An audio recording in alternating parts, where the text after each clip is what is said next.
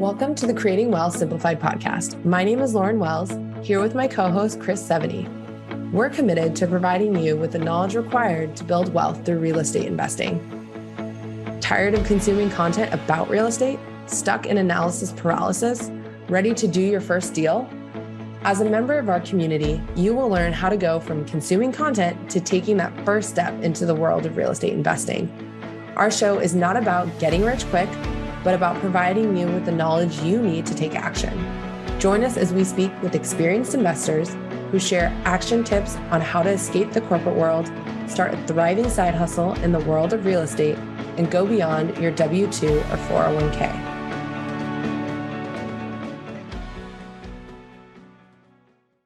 Welcome, everybody, to the Creating Wealth Simplified podcast, where each week we bring you education and information to help you take your next step in building wealth through real estate. My name is Lauren Wells. I am your host. Short today of Chris, who is actually not feeling well, which seems like a theme of the past season. But I am joined by Nathan Smith, who is a real estate investor and industry leader in creative financing and asset management. He reached financial independence at the age of 30 and currently owns over 200 doors, totaling approximately $24 million in assets. He has founded multiple real estate businesses, including Clearwater Capital Group, which is a real estate investment company that delivers dependable cash flow and appreciation, while also owning a property management company that managed over 1,000 units at the time of his exit. So one of his passions is teaching others about the power of investing in real estate. And I think that's kind of, why we're here, because that's what we want to do, is help educate and get other people started on their journey. So welcome, Nathan. Hey, thanks for having me. Yeah, I love just having high-level conversations about this stuff. It's my passion, your passion, and obviously, hopefully the audience's passion. So hopefully we can provide some value today. Yeah. So you've done quite a bit, and reaching that financial independence at the age of 30, I feel like that's, whenever people are Googling what they want to do, it's how do I get out of the rat race? How do I quit my job? How do I invest in real estate so I can do that? So you did it. So let's dive into that. How did you get started? At what age did you get started? Yeah, for sure. I guess early on, I always just bent towards entrepreneurship, and that morphed into a lot of small businesses growing up. But really, in my opinion, wealth is built through a repeatable system. So when that really started was in college, when I bought my first rental property. It was actually, I was going to get my doctorate at the University of Wisconsin, and my dad helped me buy what's known today as a house hack, where you just buy a house, you live in a room, and you rent out the other rooms to friends, or it doesn't even have to be friends, just to anybody else. But they were just friends at the time. Back then, it wasn't called house hacking. It was just seemed to make sense. And that's kind of where it started. Yeah. Yeah, exactly. So yeah, that's where it started for me. Awesome. And then, okay, so you graduated. Did you finish? Did you get your doctorate? I did. I mean, the amount of beer in Madison, Wisconsin is plentiful, but I still managed to make it to class a little bit, and I did get my doctorate. So I practiced as a pharmacist full time for about, 5 years. And then ever since then, I've been kind of dabbling in and out. I still maintain my licenses just to have that fallback, just to be safe. But I focus more on real estate now and being a dad and a husband. But yeah, I did manage to make it through. Okay, you made it through. So you graduated, you had that house. What was I guess at that point, you obviously saw that worked, I can make money off of this. How did you grow your portfolio? I imagine at your doctorate, you're 24, 25-ish. So in 5 years, you're, in a good place. What steps did you take, and kind of what did you invest in? Yeah, absolutely. So that first investment is actually, I made a fair amount of mistakes on it. It was just kind of broke even. It was in a great market. Madison, Wisconsin's a great market, appreciation wise and all that, but it's a little tougher on cash flow from a Midwest market. It's kind of more of a white collar Midwest market, if you would say. Yeah. Nothing compared to California, but it was just kind of a break even, honestly. So I kind of recalibrated. I was learning a lot during those first couple of years. And I went back and I actually invested in where I went to undergrad, which is a little town called Eau Claire, Wisconsin. And Okay. I started buying there just because cash flow is so much higher. The price point was so cheap. And I just started just picking them off as quick as possible. And one of the big keys that I did, I think, that allowed me to scale so quickly is I kept living exactly like I was in grad school for the first couple of years after I graduated. So my income went way up, obviously, when I started working as a pharmacist, but my lifestyle really didn't. I didn't buy a new car. I didn't buy a house. I just lived like a college kid and I just kept buying these rental properties, every quarter. And then I kind of figured out some more things, creative financing wise, and I really kind of ramped it up from there. Love it. And if anyone is listening to this podcast and did not listen to last week's or this week's release, last week's release, the episode before this, we talk all about this. That is a big part of it. And something I'm hearing continually is like keeping your lifestyle the same, not necessarily making more money to spend more money, but like if you want to get ahead, it's okay, set that budget and use the extra funds to really get yourself ahead. So couple of questions. What single family homes, I'm assuming, is what you invested in? Sort of single, small multis. That's kind of my bread and butter. I don't really buy Okay. single families. So like my first one was a single family, then it was a duplex, then a single family, then, kind of right in there, Yeah. 1 to 4 units. 1 to 4 Yeah. units. Yeah, that seems to be like its own asset class. So, okay, why did you decide on that? And then why that town? Like, did you just go for it? Did you have any hesitancy or fear around like, shit, what if this doesn't work? Yeah, no, absolutely. So deciding on the town, at that point in my life, there was very few markets I had intimate knowledge in. I think that's the key is you need to have some sort of leg up in a market to give you that advantage over other people, honestly. Like if I just want to go invest in Orlando, Florida, sure, I can interview the best property managers. I can figure out who's a really good real estate agent. I can build a team down there, but I don't have a competitive advantage. And I think that's really key if you're investing somewhere. Your competencies, everybody has them. That's probably where you should invest, right? So I knew that market because I just lived there for 4 years as an undergrad student. So I was like 2 years removed. I knew where kids like to live. And that's what I started into. I'll say this is I did a lot of student housing right away. So it's like, I knew exactly where you wanted to live if you were going to school there. Yeah. What was the other part of the question? I'm blanking. Um, Oh, hesitancy? yeah, just like, I mean, you're out of you got your doctorate, you're working, like any thoughts where you're like, do I really want to do this? Should I just, keep doing the pharmacy thing? And yeah. Yeah, not really. I mean, everybody has hesitancies, but I think what's your alternative? And I don't think a lot of people think through this very well, right? Is my alternative was I worked for Walgreens and I still do at a Walgreens pharmacy, which is not a glamorous job for 40 years of my life, 40 hours a week and begging my boss to get vacations. When you really stack that up, and I don't think enough people do this, they just like have their job and they're like, this is how it is. No, it doesn't have to be that way. And I think if people just sat down and like laid out the pros and the cons, it was kind of a no-brainer. It's like, this might not be it, these investment rental properties that I'm doing, but I need to find something that makes it so I don't have to do this column over here. I want to move over to this column where I control my time.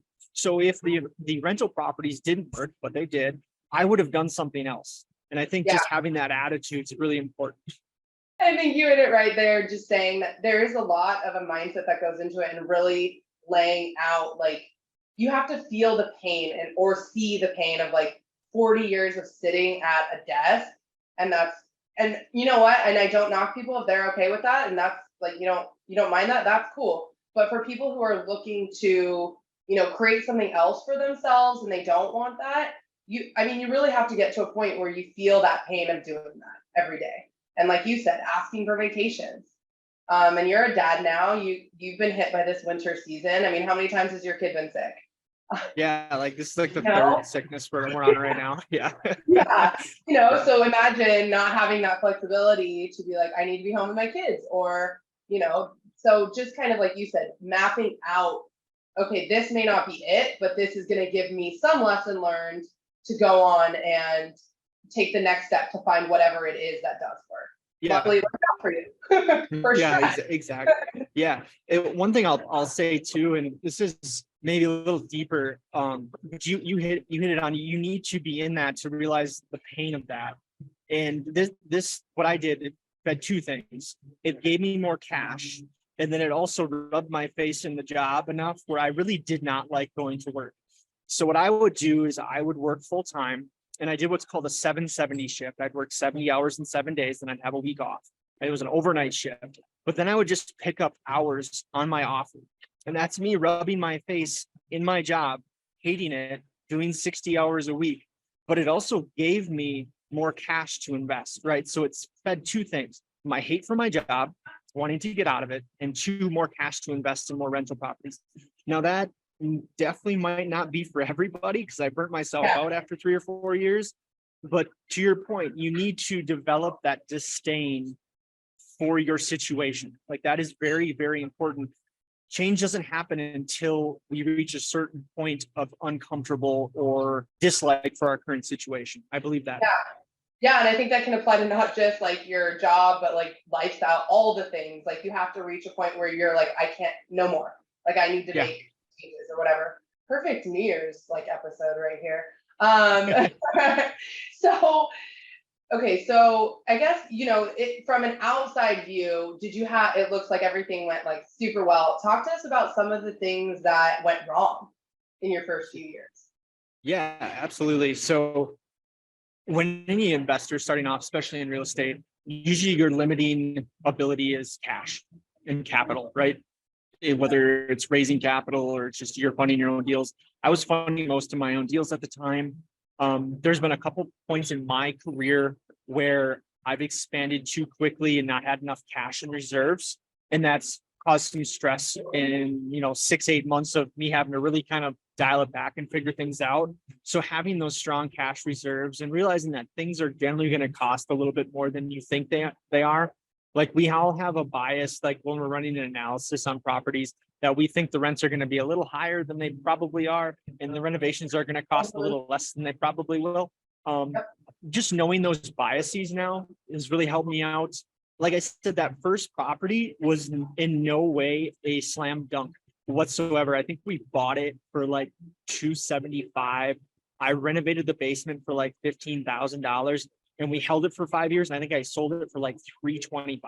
So nothing great, and it like broke even cash flow wise. It was just an education. So like that was like a 5-year crash course education. It wasn't like I was rolling in money or anything like that. It was just an education. So like, honestly, my first 3 or 4 years of investing, there wasn't a lot of success reinforcing it. I just knew of the foundational principles of, passive income and wealth and debt pay down.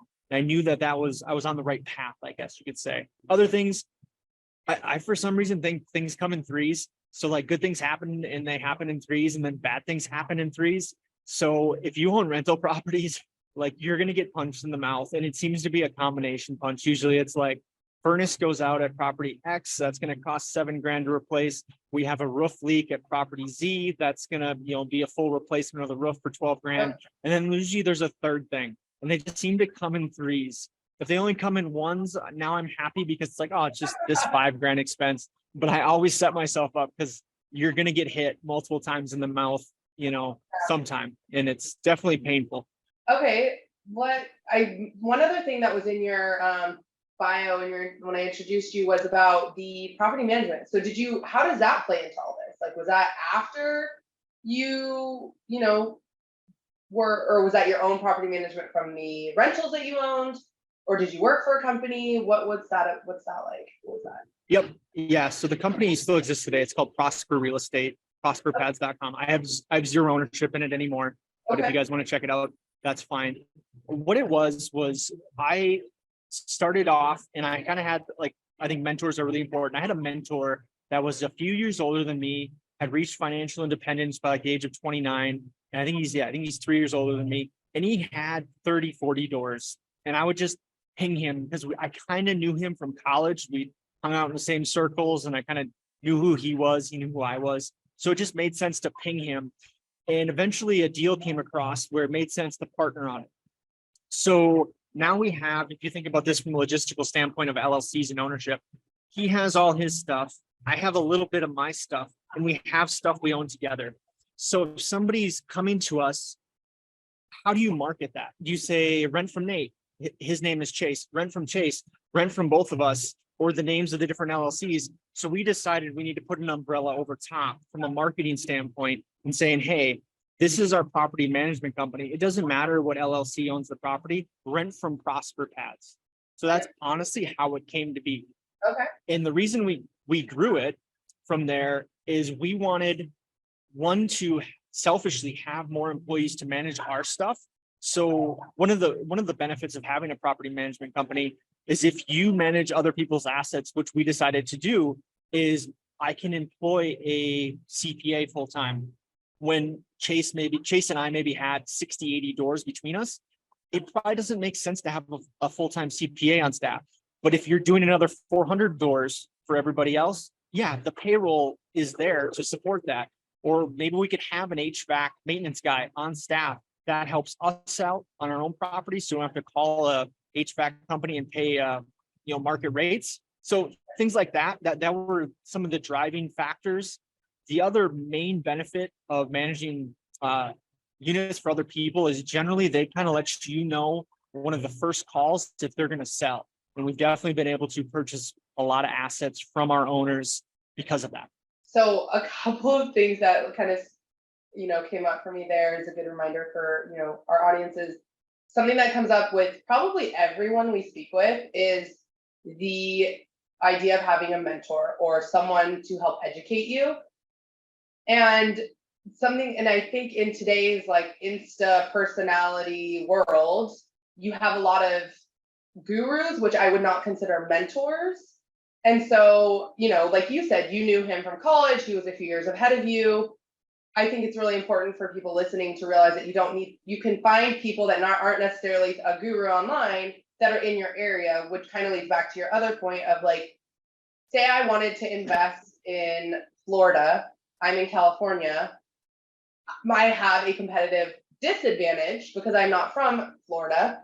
And what I would do personally is I'd probably reach out and partner with someone who was local to the area to learn all about that area. Something, or, invest in your area. I would be like, hey, I'm interested. Can I pick your brain? Another thing you mentioned was you did that partnership with him. So kind of learning and having skin in the game. I think it's important for people to understand. Now, so you talked about your mentor, your, partnership, your start, but you're at like 200 doors. How did you scale? And then I think that kind of lends to your creative financing expertise. So talk to us about like how you scaled the business and things that you would recommend people look out for as like bottlenecks that you came across when scaling. And you kind of spoke to that a little bit with the hiring employees and whatnot, but yeah. Yeah, for sure. So as far as like personally scaling, that mentor, that particular mentor was very good at seller financing. And what that is generally what would happen in a seller financing scenario, the most common one that I did anyways, is a bank would give me a first mortgage for 75, 80%. Then a seller would lend me some of the down payment, generally between 10 and 20% of the down payment on what's called a second mortgage in a second position, as you're very familiar with. And that has its own set of terms and rules that you have to play by.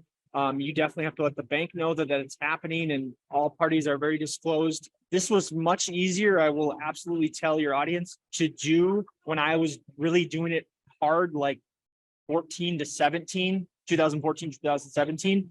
It was easier. Cash flow is easier to come by. It's much tougher to do now. I'll be honest with you, but that eliminated the main bottleneck of all investors, which actually now I think it's different bottleneck.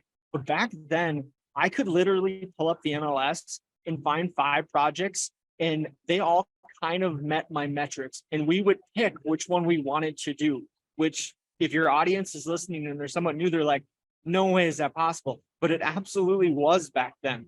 The bottleneck was capital. And that was the biggest thing. Even though I was a doctor making a very good income as a pharmacist, I probably had 60 grand a year left over to invest. I can only at 20% down only purchase $300,000 in real estate a year. That doesn't get you very far. So you need to solve that problem. Whereas in today's market, I feel like the deals are very hard to come by, and the capital seems very plentiful to me right now, which I think is slowly going to fade away over the next 12 to 18 months. But that seems to be the market we're in right now. Like if you have a good deal in today's market, you can find the money. Good deals were, in hindsight, good deals back then were everywhere. It was money that was the problem to find. Does that make sense? Yeah, no, which leads me to like 10 more questions and thoughts on, every kind of season, or I guess you could say life cycle that we go through in real estate and in the market has its own pros and cons and bottlenecks. We look back when, in 2008, 9, 10, I'm like, wow, those people were able to buy a house in, I live in Santa Barbara on, this great overlooking the ocean for $500K. That house is worth like 5 million today. There's no way. So it's like knowing what's going on in the market, what the bottlenecks are, and really getting creative and finding how to capitalize on what is available. So right now it's cash. How do you capitalize on that? How do you differentiate yourself to find the deals, which are not plentiful? I guess those are kind of just my thoughts off of what you said, but in agreement there. So you did a lot of essentially seller financing. Yep. Yeah, absolutely. And that's really how it allowed me to scale. So instead of having 60 grand a year, I knew I could work with sellers and really open up and have an infinite amount of cash. Now, seller financing doesn't work in all scenarios. Generally, there has to be some equity there. You have to have a conversation with the seller. But honestly, when I was starting off, it was a lot of hat in hand. Like, hey, I'm 27, 28 years old. I'm just getting started. I have a strong W-2 income, but I just don't have enough cash to purchase your $500,000 property. I have 50K saved up. That's 10%. I have this bank over here that's agreed to give me 80%. So I'm at 90% of your purchase price. One, we can either come down on your purchase price, or if you'd be willing to give me a 50 grand second mortgage at 5% amortized over 20 years with a 5-year term, let's say, I can meet your purchase price of 500K. Would that be agreeable? Here's why it's good for you. Tax advantages, et cetera, et cetera. Back then, 5% was pretty good on your money. Today, that's not very good on your money. And here's why it works for me. I don't have to find another 50 grand. I'm a stand-up kid. I'm from this area. I was still investing just locally at that time. Here's the job I hold. So some sellers would even come visit me at a Walgreens, making sure like I was who I said I was. And like I've seen these, I have no idea if it's true, but I've seen these like surveys that say like a pharmacist, like a retail pharmacist is the most trusted healthcare professional. So I don't know, they would come look at me and be like, he is who he says he is. He's trustworthy. But that's how a lot of those conversations went, honestly. And they didn't all work out, but yeah. Yeah. I love that you just kind of gave your pitch on how, because I think that's something for people who might be listening, they're like, that sounds great, but like, how do I approach someone? What do I say? So I love that you kind of just went through like, this is the situation. This is how it works for you. Because I mean, at the end of the day, that's what the seller wants to know. Like, what do I get out of this? And this is why you should trust me, because it's trust and what's in it for them that I feel are the two biggest components. Yeah, and I would lead with what yeah, that's definitely the two biggest components. They just care what's in it for them, but they also, especially in negotiations, I feel like the other side thinks each side thinks the other side is hiding what's in it for them. Like, what are you trying to get out of me? Yeah. I would always just come out and lead. I'm like, here's what I get. I don't have enough money to purchase your property. That's what I get. So if you're just upfront honest, yeah, exactly. Like I think that does. I don't think enough people lead with that, to be honest. Yeah, and not because they're trying to like withhold or be shady, but I just don't think it's natural for a lot of people to say, this is what I'm getting. Like, I'm putting that out there. And I think if more people did that, there would be more trust built between two parties, which again, is not super intuitive to a lot of people. I lost my train of thought there for a second. So in today's market, obviously different bottleneck, as you alluded to earlier, what are some things that you would recommend to people who are looking to get started now? Like, what are some things off the top of your head? If they have great income, obviously deals are less. What are some recommendations, tips, tricks that you would give to them, or places you would start?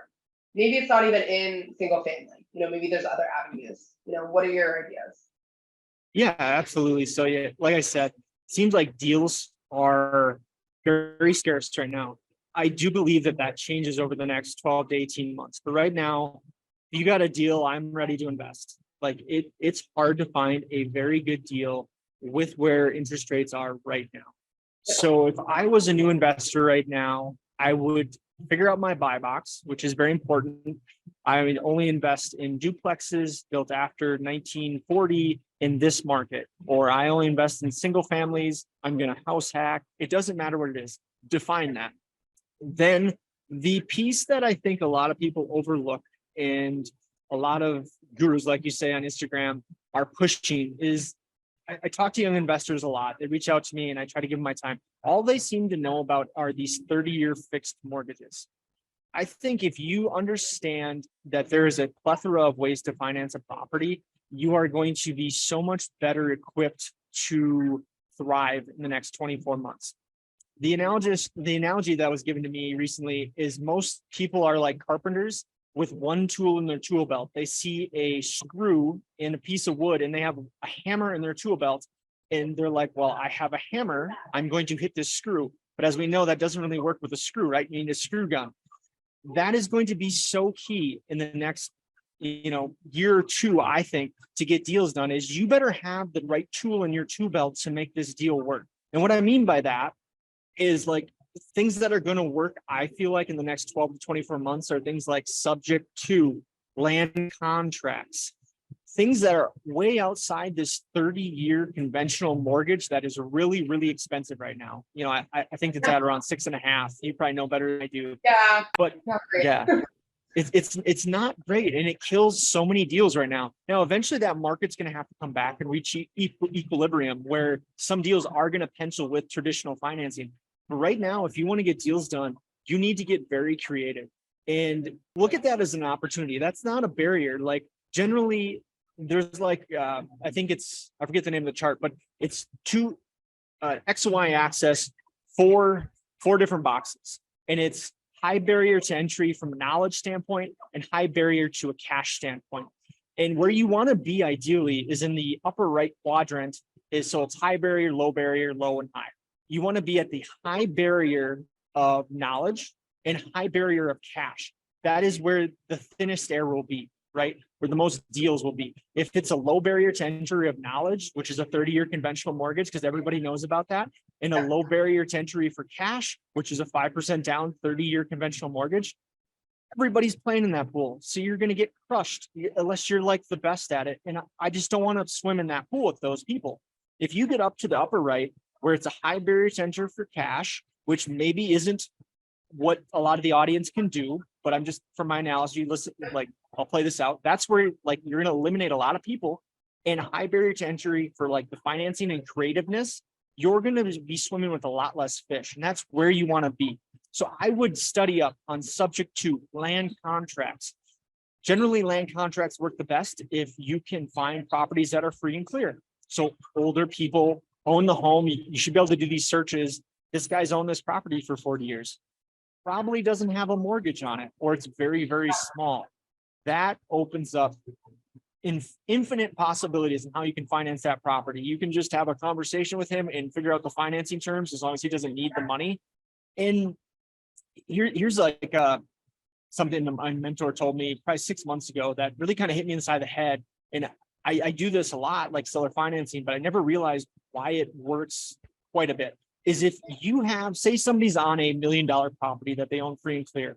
If you tell them, here, I'm going to give you $1 million tomorrow, what are you going to do with it? They honestly don't know. And it kind of is really tough for them to decide that. They would be like, well, I need to invest some of it, but I don't know. Like, I don't think a lot of people want to go in the stock market right now. So they don't really know what they want to do with it. So my seller financing pitch to them would be like, hey, I'm going to give you a couple 100,000, maybe 150,000. And then you're going to give me a note for 850,000 that you're going to be earning interest on. I'm going to make a monthly payment to you. So yeah, so these people that are in retirement, here's a couple 100,000 that should serve anything you want to do from like a blowing a bunch of cash standpoint. And now I'm going to pay you $2,500 a month every month. Does that sound cool? Yeah, generally that resonates with people. Yeah, for sure. I love that. And so on the one thing you mentioned too, just to like give our audience some education on this, can you talk a little bit more about subject to, what that is, how that works? Just because again, wide audience. Yeah, absolutely. So subject to assumable debt, I mean, that's kind of the stuff that I'm getting at here. There are certain loan products, and generally the Freddie and Fannie financing are a little bit more rigid on this, but like FHA loans, commercial loans through banks, there's these products out there called swap loans. Those have generally language written in them that allow them to be assumable, meaning buyer number one comes in and sets up the loan. Buyer number two can come in and assume that loan. So let's say that you have a property for $500,000. It has a $400,000 note on it. That's the buyer one paid 100 grand down, 20% down, $400,000 note. 12 months later, another buyer can come in and pay buyer one, let's say 550. He made a little money. He can pay 150,000 down and assume the note of the $400,000 note that the buyer one had. And the reason that's of such advantage in today's market is debt that was made even a year ago is so much cheaper, like so much cheaper than it is right now. You should be getting in at like 3-4% interest rate versus 6.5%. And that is, I can't stress how important that is. If you run the numbers on a $400,000 mortgage at 6.5 versus 3, you're going to see you definitely want that 3% debt, even if you have to go and put a little bit more money down. So situations where you can do that. And that's a conversation with, if you're working with agents and brokers, like, hey, is this debt that the seller has, is it assumable? And it's going to be a conversation. And I think over the next 12 to 18 months, even banks, like I'm having those conversations right now with commercial lenders, and they're like, no, we really don't want the new buyer to be able to assume this debt. I think that's going to loosen up a lot because commercial banks have a lot more leeway on what they can do and what they can't do.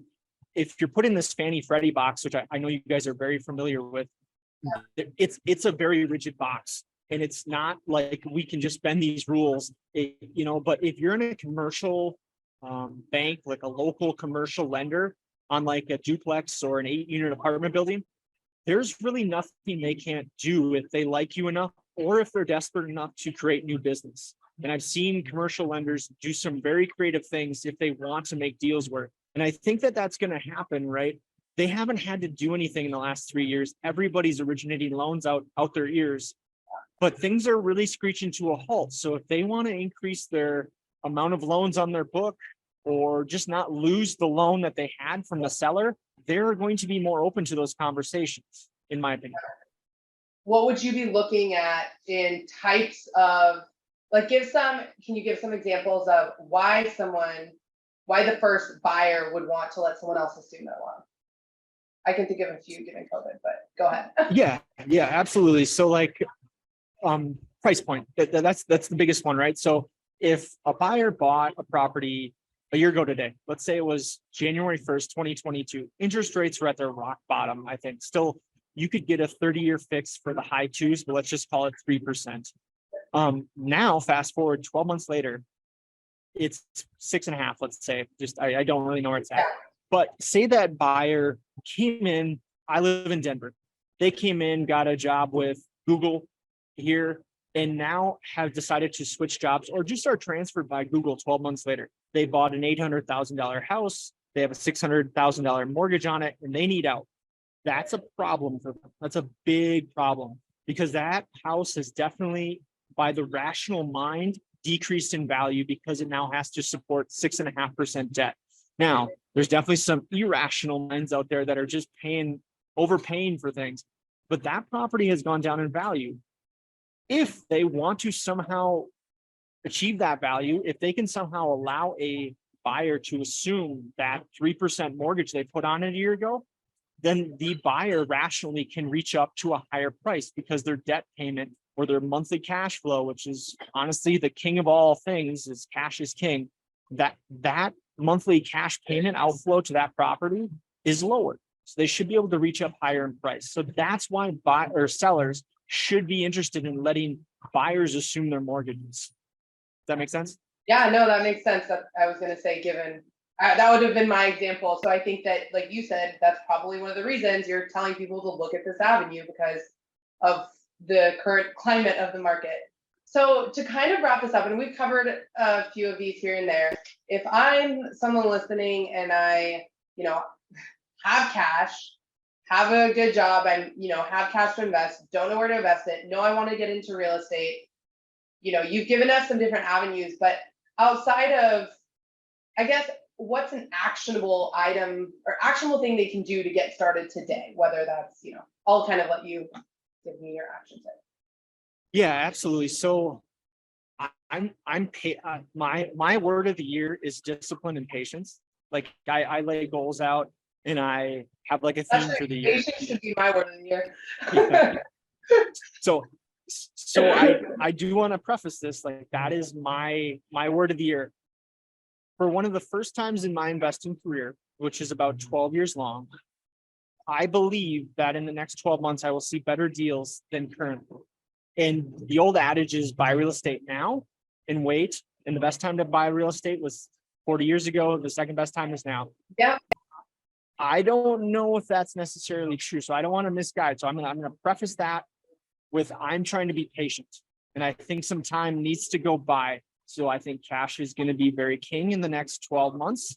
I think there's going to be a lot of distressed sellers eventually when commercial notes, which most of them are on 3 to 5 year terms, mean they re-up every 3 to 5 years. When those go up to the market rates, I think there's going to be some problems. I think people have overpaid for assets. So I would be in preparation mode, but for the 90% of time, as far as you should just take action. And I absolutely 100% believe that and understand that I'm coming from a point where if I don't buy another piece of real estate, I will be just fine. If you don't have any investments or a piece of real estate, you need to get some. And that is paramount. It doesn't matter what time in the market it is. I was on a podcast the other day and I was trying to flesh this out and I need to get a term for it. But if I were a new investor that had a bunch of money, not a bunch, but let's say you can stockpile 20, 30 grand in a year from cash flow and just saving, like being frugal, etc. This is what I would do. I would develop a 3-year plan. On year 1, I would buy a house to move in. Let's say it's a $500,000 house. I would go that 30-year product route, 5% down, I need 25K. I would be smart about it, knowing that in a year I want to move out. Maybe I'm renovating while I'm in it. I would want to move out so it at least breaks even cash flow wise when I rent it.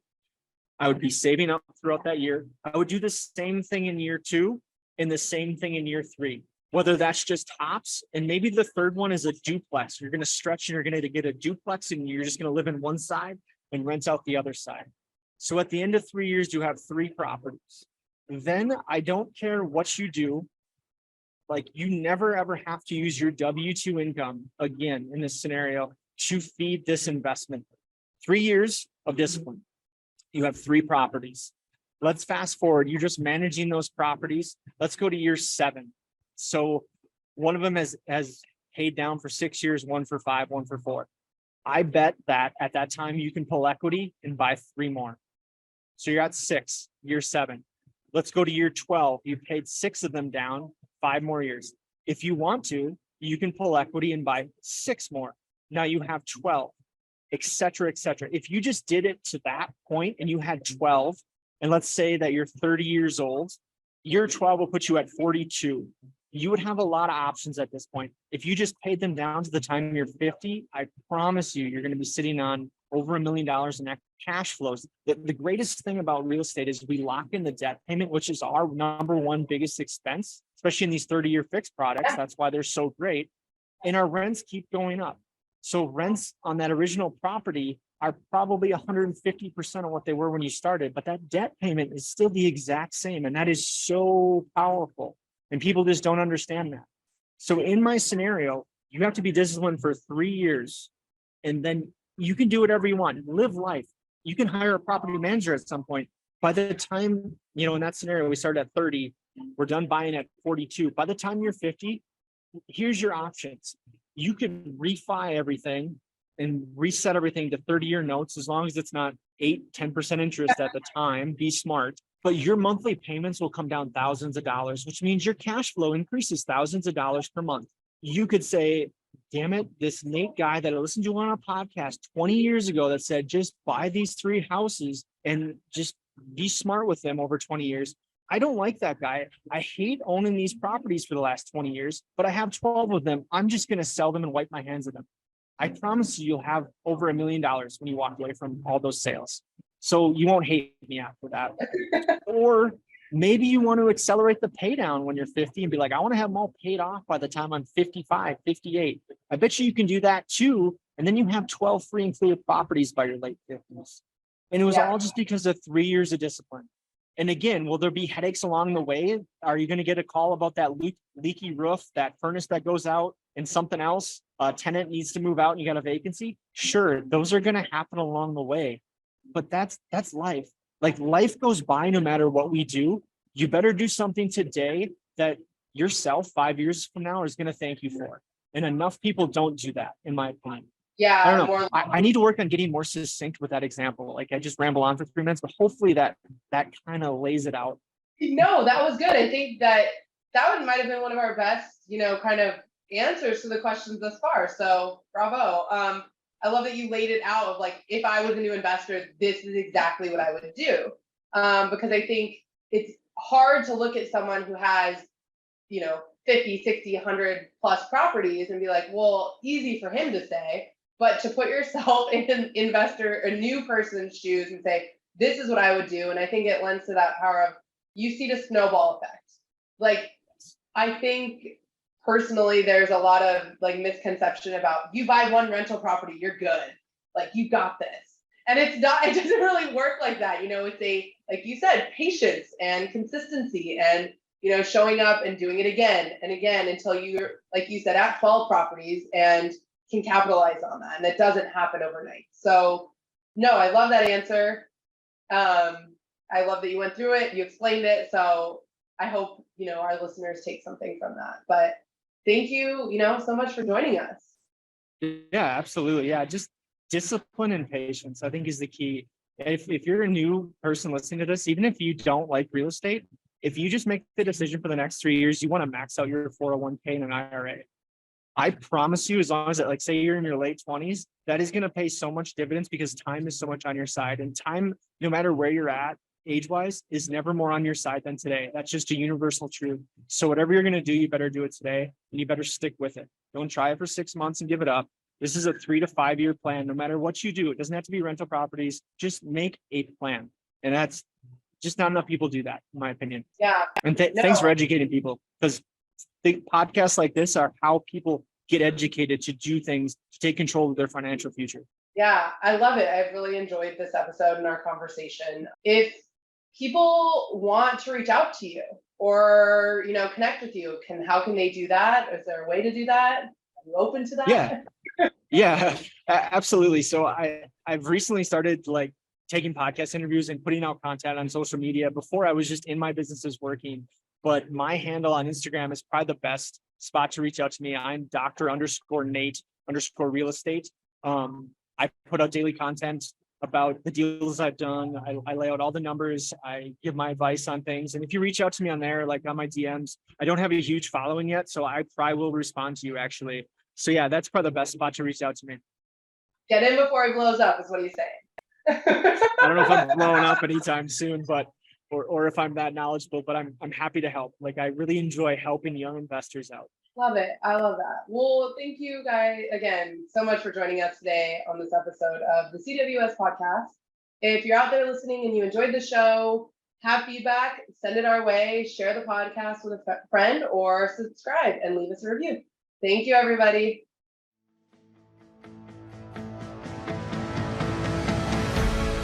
Thank you for joining Lauren and I on this episode of the Creating Wealth Simplified podcast. Each week, we bring you expert education, experience, and information in a digestible format to help you identify investment opportunities so you can build wealth through real estate and take action toward your financial goals. Enjoy the show, share with a friend, or subscribe to the show and leave us a review.